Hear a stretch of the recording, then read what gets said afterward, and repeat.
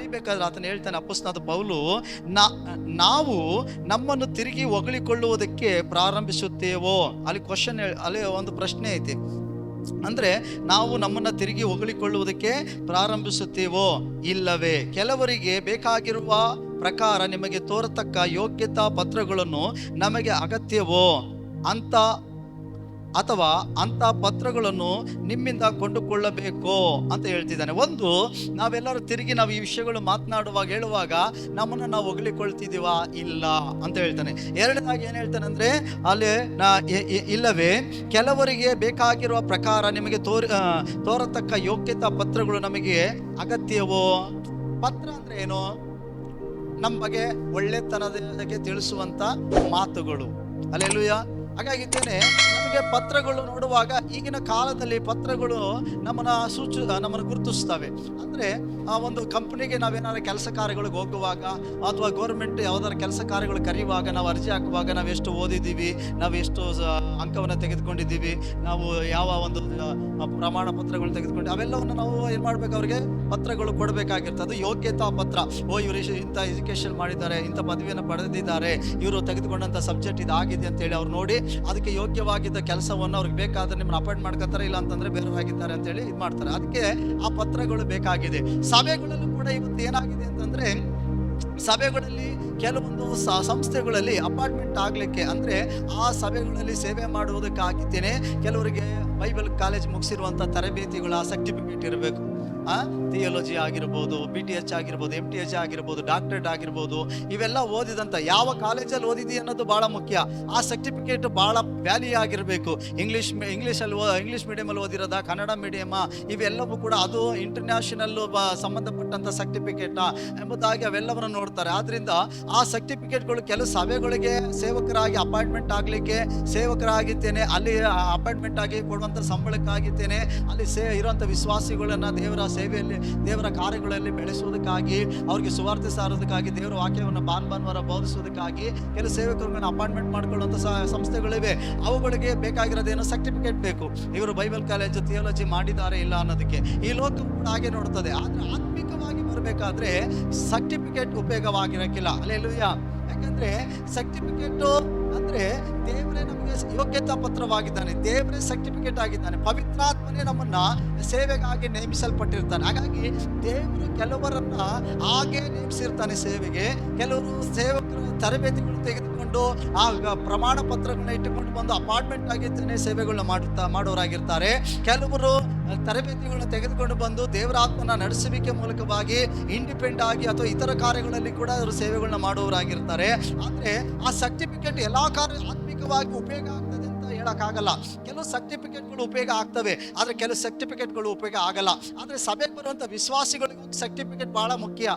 ಯಾವ ಸರ್ಟಿಫಿಕೇಟ್ ಬೇಕು ನಿಮಗೆ? ಕೆಲವು ಸಭೆಗಳಲ್ಲಿ ಏನು ಮಾಡ್ತದೆ, ಬ್ಯಾಪ್ಟಿಸಮ್ ಸರ್ಟಿಫಿಕೇಟ್ ಕೊಡ್ತಾರೆ, ದೀಕ್ಷಾ ಸ್ಥಾನ ತೆಗೆದುಕೊಂಡಂಥ ಸರ್ಟಿಫಿಕೇಟ್ ಕೊಡ್ತಾರೆ, ಮಕ್ಕಳಿಗೆ ನಾಮಕರಣ ಮಾಡಿಸುವಾಗ ಸರ್ಟಿಫಿಕೇಟ್ ಕೊಡ್ತಾರೆ, ಅಂದರೆ ದಾಖಲೆ ಕೊಡ್ತಾರೆ. ಚರ್ಚಲ್ಲಿ ಒಂದು ವಿವಾಹ ಮಾಡಬೇಕಾದ್ರೆ ಪ್ರಮಾಣ ಪತ್ರ ಅಂತ ಹೇಳಿ ಕೊಡ್ತಾರೆ. ಮಾತ್ರ ವಿವಾಹ ಮಾಡೋಕ್ಕಿಂತ ಮುಂಚೆ ಕೊಡುವಂಥದ್ದು ಯೋಗ್ಯವಾದದ್ದು. ಹಾಗಾಗಿದ್ದೇನೆ ಆತ್ಮಿಕ ಸಭೆಗಳಲ್ಲಿ ಒಂದು ಲೆಟರನ್ನು ತೆಗೆದುಕೊಳ್ತಾರೆ. ಒಂದು ಸಭೆ ಇನ್ನೊಂದು ಸಭೆಗೆ ವಿಶ್ವಾಸಿಗಳಿಗೆ ಏನಾದರೂ ವಿವಾಹ ಮಾಡ್ಕೋಬೇಕಂದ್ರೆ ಹುಡುಗಿನ ಪಾಸ್ಟರ್ಗಳು ಅವ್ರಿಗೆ ಲೆಟರ್ ಕೊಡಬೇಕು ಆ ಚರ್ಚಿಗೆ. ಅವರು ನಮ್ಮ ಚರ್ಚಿಗೆ ಒಂದು ಲೆಟರ್ ಕೊಡಬೇಕು.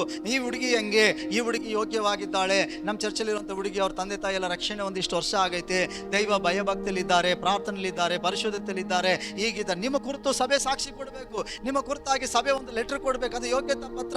ಸಭೆ ಯಾವಾಗ ನಿಮಗೊಂದು ಲೆಟರ್ ಕೊಡ್ತದೋ ಅವಾಗ ಅವ್ರು ಅದನ್ನು ಸ್ವೀಕಾರ ಮಾಡಿಕೊಂಡು, ಸಭೆಗೆ ಸರಿಯಾಗಿ ಹೋಗ್ತಿರೋಂಥ ಹುಡುಗಿ ಆಗಿದ್ದಾಳೆ, ಹುಡುಗ ಆಗಿದ್ದಾನೆ, ಮತ್ತೆ ಅವರು ದೇವರಲ್ಲಿ ಭಯಭಕ್ತಿ ಉಳ್ಳವರಾಗಿದ್ದಾರೆ, ಸಭೆ ಕಾರ್ಯಗಳಲ್ಲಿ ಚಟುವಟಿಕೆಗಳಲ್ಲಿ ಆಸಕ್ತಿ ಉಳ್ಳವರಾಗಿದ್ದಾರೆ, ಅವೆಲ್ಲವನ್ನು ನಾವು ಸೂಚಿಸಿ ಬರ್ದಿರೋದ್ರಿಂದ ಅವರು ನಿಮ್ಮನ್ನು ಏನ್ ಮಾಡ್ತಾರೆ ಅಂದ್ರೆ, ಯಾವ ವಿಷಯದಲ್ಲಿ ನೀವು ಆಸಕ್ತಿ ಆಗಿದ್ದೀರಿ ಅಂತ ನಾವು ಅವ್ರಿಗೆ ಸಾಕ್ಷಿ ಕೊಡ್ತೀವೋ, ಬರೆದು ಕೊಡ್ತೀವೋ, ಆ ವಿಷಯಗಳಲ್ಲಿ ಅವ್ರು ಗುರುತಿಸ್ತಾರೆ, ಇವರು ಯೋಗ್ಯರಾಗಿದ್ದಾರೆ ಅಂತ. ಆತ್ಮಿಕ ಸಭೆಗಳಲ್ಲಿ ಇನ್ನೂ ನೋಡ್ಬೇಕಾದ್ರೆ ಕೆಲವು ಸರ್ಟಿಫಿಕೇಟ್ಗಳೇ ಇರಲ್ಲ, ಕೆಲವೊಂದು ಲೆಟರ್ಗಳು ಕೇಳಕ್ಕೆ ಇಲ್ಲ. ಹಾಗಾಗಿ ದೇವರು ನಂಬಿದಾನ, ದೇವರ ಮೇಲೆ ವಿಶ್ವಾಸ ಇಟ್ಟಿದ್ದಾನ, ದೇವರಲ್ಲಿ ಭಯಭಕ್ತಿ ಉಳ್ಳವರಾಗಿದ್ದಾರ, ಕುಟುಂಬವಾಗಿ ರಕ್ಷಣೆ ಹೊಂದಿ ದೇವ್ರ ಚರ್ಚೆಗೆ ಹೋಗ್ತಿದ್ದಾರ.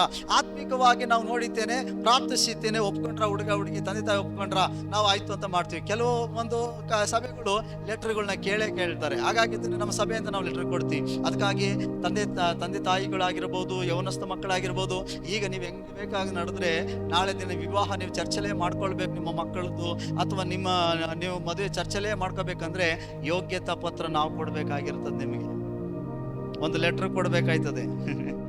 ಅದಕ್ಕೆ ಸ್ವಲ್ಪ ಬಾಲಗೆಲ್ಲ ಬಿಚ್ಚಿದೆ, ಇಲ್ಲೊಂಥರ ಅಲ್ಲೊಂಥರ ಇರದೆ ಸರಿಯಾಗಿದ್ರೆ ಮಾತ್ರ ಲೆಟರ್ ಕೊಡ್ತಿಲ್ಲ ಅಂದ್ರೆ ಕೊಡಲ್ಲ. ಅರ್ಥ ಆಯ್ತಾ? ನಾವು ಚರ್ಚಿಂದ ಅನೇಕರು ಕೊಟ್ಟಿದ್ದೀವಿ, ನಿಮ್ಗೆ ಗೊತ್ತಿಲ್ಲ, ಅವೆಲ್ಲ ಹೇಳಿಲ್ಲ ನಾವು. ಅರ್ಥ ಆಯ್ತಾ? ಲೆಟರ್ ಕೊಟ್ಟಿದ್ದೀವಿ ನಾವು ನಮ್ಮ ಚರ್ಚಿಂದ ಮಾಡ್ಕೊಂಡೋದ ಹೆಣ್ಮಕ್ಳುಗಳಿಗೆ, ಕೆಲವರಿಗೆ ನಾವು ಲೆಟರ್ಗಳನ್ನ ಕೊಟ್ಟಿದ್ದೀವಿ. ಪರವಾಗಿಲ್ಲ ಅಂತ ಸುಳ್ಳು ಹೇಳಿ ಕೊಡೋಕ್ಕಾಗಲ್ಲ, ಏನು ಮಾಡೋಕ್ಕೆ. ಆದ್ರೆ ಹಂಗಂತ ಕೊಡಲ್ಲ. ಇನ್ನು ನೀವು ಯೋಗ್ಯರಾಗಿದ್ರೆ, ಸ್ತೋತ್ರ, ದೇವ್ರ ಭಯ ಭಕ್ತಿಲಿದ್ರೆ, ತಂದೆ ತಾಯಿಗಳು ಕೂಡ ಮಕ್ಕಳು ಕೂಡ ಕರ್ತನ ಚಿತ್ತವನ್ನು ತಿಳ್ಕೊಂಡು ಮಾರ್ಗದಲ್ಲಿ ನಡೀತಿದ್ರೆ, ಆ ವಿವಾಹ ಕಾರ್ಯಗಳು ಬರುವಾಗ ಒಂದು ಚರ್ಚ್ಗಳಿಗೆ ಹೋಗುವಾಗ ಅವರು ಲೆಟರ್ ಕೇಳ್ತಾರೆ, ನಿಮ್ಮ ಸಭಾಪಾಲಕರಿಂದ ಒಂದು ಲೆಟರ್ ತೆಗೆದುಕೊಂಡು ಬರ್ರಿ, ಯೋಗ್ಯತಾ ಪತ್ರ ತೆಗೆದುಕೊಂಡು ಬರ್ರಿ, ನೀವು ಚರ್ಚ್ ಕರೆಕ್ಟಾಗಿ ಹೋಗ್ತಿರೋ ಇಲ್ಲೋ, ಹೆಂಗಿದ್ದೀರಿ, ನೀವು ಸಾಕ್ಷಿ ನಡತೆ ಹೆಂಗೈತಿ, ಸ್ವಭಾವ ಹೆಂಗೈತಿ, ನಾವು ಅದು ಲೆಟರ್ಗಳಲ್ಲಿ ಬರೆದಿದ್ದೇನೆ. ಅದನ್ನು ನಾವು ಒಂದು ಕವರಲ್ಲಿಟ್ಟು ಅವರಿಗೆ ನಮ್ಮ ಸಂಸ್ಥೆಯ ಏನಂತೆ ಇದರಲ್ಲಿ ನಾವು ಕೊಡಬೇಕಾಗಿರ್ತದೆ. ಅವರು ನಮ್ಗೆ ಕೊಡ್ತಾರೆ ಹುಡುಗನ ಬಗ್ಗೆ, ನಾವು ಹುಡುಗಿ ಬಗ್ಗೆ, ನಾವು ಹುಡುಗಿ ಬಗ್ಗೆ ಇಸ್ಕೊಳ್ತೀವಿ, ಹುಡುಗನ ಬಗ್ಗೆ ಇಸ್ಕೊಳ್ತೀವಿ, ಎರಡು ಕೂಡ ಇರ್ತದೆ. ಆದ್ರಿಂದ ಬಂದು ಸುಮ್ಮನೆ ಚರ್ಚ್ಗೆ ಹೋಗಿ ಆರಾಧನೆ ಮಾಡಿ. ಅದಕ್ಕೆ ಪೌಲ ಹೇಳ್ತಾನೆ ಏನಂತಂದ್ರೆ, ಸೇವೆಗೆ ಬಂದಿರೋಂಥ ನಾವುಗಳು ಯಾರಿಂದ ಏನಾದರೂ ಲೆಟರ್ ತೆಗೆದುಕೊಂಡು ಬರಬೇಕಾ, ನಾವು ಸೇವಕರಾಗಿದ್ದೀವಿ ಅಂತ ರೆಕಮೆಂಡ್ ಮಾಡಬೇಕಾ ನಮ್ಮ ಬಗ್ಗೆ. ನಮ್ಗೆ ರೆಕಮೆಂಡ್ ಮಾಡೋರು ಪರಲೋಕವೇ, ನಮಗೆ ರೆಕಮೆಂಡ್ ಮಾಡುವವರು ಯೇಸು ಸ್ವಾಮಿನೇ, ನಮಗೆ ರೆಕಮೆಂಡ್ ಮಾಡಿದ್ದು ಪರಿಶುದ್ಧಾತ್ಮನೇ. Hallelujah, hallelujah. ಇಲ್ಲಿ ಪೌಲ ಏನು ಹೇಳ್ತಾನೆ ಅಂತಂದ್ರೆ, ನಾವು ತಿರುಗಿ ಹೊಗಳಿಕೊಳ್ಳುವುದಕ್ಕೆ ಪ್ರಾರಂಭಿಸ್ತಿದೀವೋ? ಇಲ್ಲವೇ ಇಲ್ಲ. ಕೆಲವರಿಗೆ ಬೇಕಾಗಿರುವ ಪ್ರಕಾರ ನಿಮಗೆ ತೋರಿಸತಕ್ಕ ಯೋಗ್ಯತಾ ಪತ್ರಗಳು ನಮಗೆ ಅಗತ್ಯ ಇದೆಯೋ, ನಿಮಗೆ ತೋರಿಸ್ಬೇಕಾ ನಮ್ಮ ಸರ್ಟಿಫಿಕೇಟು, ತೋರಿಸ್ಬೇಕಾ ನಮ್ಮ ಯೋಗ್ಯತಾ ಪತ್ರ, ಅಥವಾ ನಾವು ಯಾರು ರೆಕಮೆಂಡ್ ಮಾಡಬೇಕಾ? ಈಗ ಕೆಲಸಕ್ಕೆ ಸೇರ್ಕೊಳ್ಬೇಕಾದ್ರೆ ಗೌರ್ಮೆಂಟ್ ಜಾಬ್ಗಳಿಗೆ ಕೆಲವರು MLAಗಳ ಮೂಲಕವಾಗಿ ಏನ್ ಮಾಡ್ತಾರೆ, ಅವನ್ನ ರೆಕಮೆಂಡ್ ಮಾಡ್ತಾರೆ ಅಲ್ವಾ? ರೆಕಮೆಂಡ್, ಇವ್ನು ನಮ್ಮ ಕಡೆ ನಮ್ಮೂರನ್ನು ಮಾಡ್ಕೊಳ್ರಿ, ಚೆನ್ನಾಗಿ ಓದಾನೆ, ಒಂದು ಕೆಲಸ ಕೊಡ್ರಿ ಬಡ, ಹಂಗೆ ಅಲ್ವಾ? ರೆಕಮೆಂಡ್ ಮೇಲೆ ಕೆಲವರು ಕೆಲಸಗಳು ಸಿಗ್ತದೆ, ಹೌದಲ್ವಾ? ಹಾಗಾಗಿದ್ದೇನೆ ಪೌಲ ಇಲ್ಲಿ ಏನ್ ಹೇಳ್ತಿದ್ದಾನೆ, ನಾವು ಯಾರಿಂದ ಆರಾದ್ರೆ ಏನಾದ್ರು ರೆಕಮೆಂಡ್ ತಗೊಬರ್ಬೇಕಾ ಅಂತ ಕೇಳ್ತಿದ್ದಾನೆ. ಕೊರಿಂಥ ಪಟ್ಟಣಕ್ಕೆ ಬರೀಬೇಕಾದ್ರೆ. ಹಲ್ಲೆಲೂಯಾ.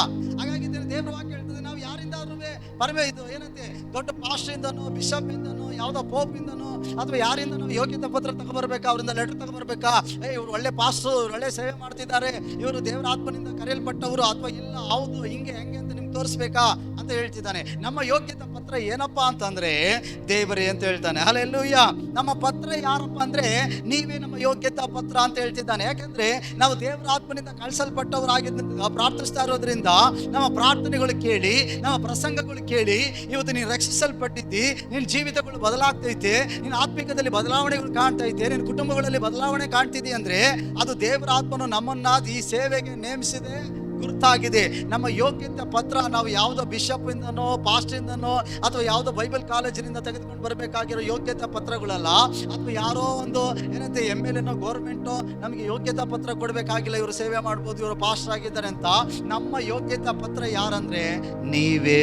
Hallelujah, hallelujah. ಹಾಗಾದ್ರೆ ನಮ್ಮ ಯೋಗ್ಯತಾ ಪತ್ರ ಯಾರು? ದೇವಜನರಾಗಿರೋ ನೀವು, ಸೇವಕರು, ದೇವರಿಂದ ನೇಮಿಸಲ್ಪಟ್ಟವರು, ಕರೆಯಲ್ಪಟ್ಟವರು ಅನ್ನೋದಕ್ಕೆ ಗುರುತು ಏನು? ಆ ಯೋಗ್ಯತಾ ಪತ್ರ ಏನಂತಂದ್ರೆ, ಆ ಸರ್ಟಿಫಿಕೇಟ್ ಏನಂತಂದ್ರೆ ನೀವುಗಳೇ ಆಗಿದ್ದೀರಿ. ಯಾಕಂದ್ರೆ ನೀವು ಪಾಪದಲ್ಲಿ ಇದ್ರಿ, ಕಣ್ಣೀರಿದ್ರಿ, ಕಷ್ಟದಲ್ಲಿ ಇದ್ರಿ. ದೇವರ ವಾಕ್ಯವನ್ನು ನಾವು ನಿಮಗೆ ಸಾರುವಾಗ, ದೇವರ ಶುಭವರ್ತಮಾನ ಸಾರುವಾಗ ನೀವು ಅದನ್ನು ಕೇಳಿ ದೇವರ ಆತ್ಮನ ಮೂಲಕವಾಗಿ ಬಿಡುಗಡೆ ಹೊಂದಿಕೊಂಡು ರಕ್ಷಿಸಲ್ಪಟ್ಟು ಮನ ತಿರುಗಿ ನೀವು ಕೆಟ್ಟ ಕಾರ್ಯಗಳನ್ನ ಬಿಟ್ಟು ದೇವರ ರಾಜ್ಯದ ಹತ್ತಿರ ಕಡೆಗೆ ತಿರುಗಿಕೊಂಡು ಆತ್ಮದಲ್ಲೂ ನೀರಿನಲ್ಲೂ ಹೊಸದಾಗಿ ಹುಟ್ಟಿ ಈಗ ದೇವರ ಬಳಿಗೆ ಬಂದಿರೋದ್ರಿಂದ ನೀವೇ ಬದಲಾವಣೆ. ನಮ್ಮ ಪ್ರಸಂಗಗಳಿಂದ, ನಮ್ಮ ಬೋಧನೆಗಳಿಂದ ನಿಮ್ಮ ಆತ್ಮೀಕ ಜೀವಿತದಲ್ಲಿ ಶಾರೀರಿಕವಾಗಿ, ಕುಟುಂಬವಾಗಿ, ಸಾಮಾಜಿಕವಾಗಿ ಏನೆಲ್ಲ ಬದಲಾವಣೆ ಕಾಣ್ತಿದ್ದೀರೋ ಅದೇ ಯೋಗ್ಯತಾ ಪತ್ರವಾಗಿದೆ. ನಾನು ಹೇಳಿದ ಅರ್ಥ ಆಯ್ತಾ? ಹಾಗಾಗಿದ್ದೇನೆ ದೇವರು ಈ ಸಭೆಗೆ ನಮ್ಮನ್ನು ನೇಮಿಸಿದ್ದಾನೆ ಅನ್ನೋದಕ್ಕೆ ಯೋಗ್ಯತಾ ಪತ್ರ ಯಾರು ಅಂತಂದ್ರೆ ನೀವುಗಳೇ, ನೀವು ಒಬ್ಬೊಬ್ಬರೇ ನಮ್ಮ ಯೋಗ್ಯತಾ ಪತ್ರ. ಹಲ್ಲೆಲೂಯಾ.